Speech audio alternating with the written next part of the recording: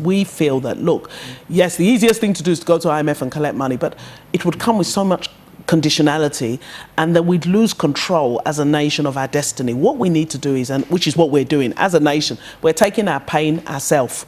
So the only thing to make sure is that we do get out of the situation that we're in. Now, when you don't borrow from the IMF, you can still engage with them for technical support, and we are doing that, but we're not borrowing from the IMF. Now, the World Bank is different. The World Bank, what we've applied for is budget support. It doesn't come with that conditionality.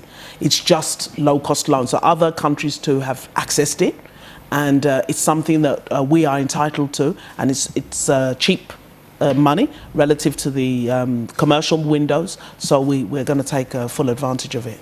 What is a take-home for us?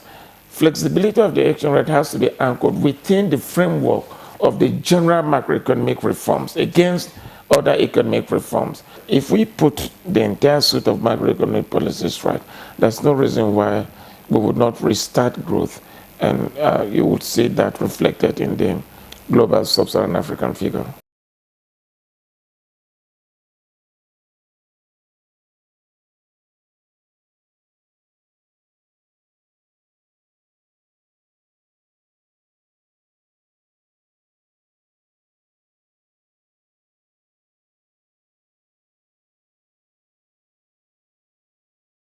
Well, going to the 2016 annual meeting in Washington, I was a bit apprehensive. Apprehensive why? Because we're an economy in recession. How would the world, relate with us? That was my taking at that time. But getting there, we see that Nigeria became the beautiful bride. People were ready to support us. In what areas would you need assistance? And that's exactly what they were talking about. And I also found out that, well, I think most of our potentials are not out there in the public domain. In Nigeria, in the non-oil sector, we have 34 commercially viable minerals that nations ordinarily could key into. And we have a gathering of 189 countries that make up the membership of IMF and the World Bank. And you have to network to get the best from them. Recession, there are a lot of theories people have been coming up with. But nobody is looking at the capacity building of the workforce.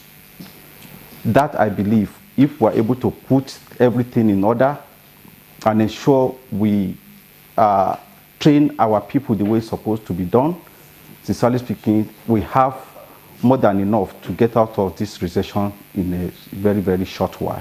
What we want by our Honorable Minister and our President is for them to look at inward, to look at what we have in our country, how can we invest it? If we are successful in channeling the resources we have towards productive sectors of our own economy, then there are no cause for alarm if we go outside our environment to source more funding in order to invest into some other sectors that need international support.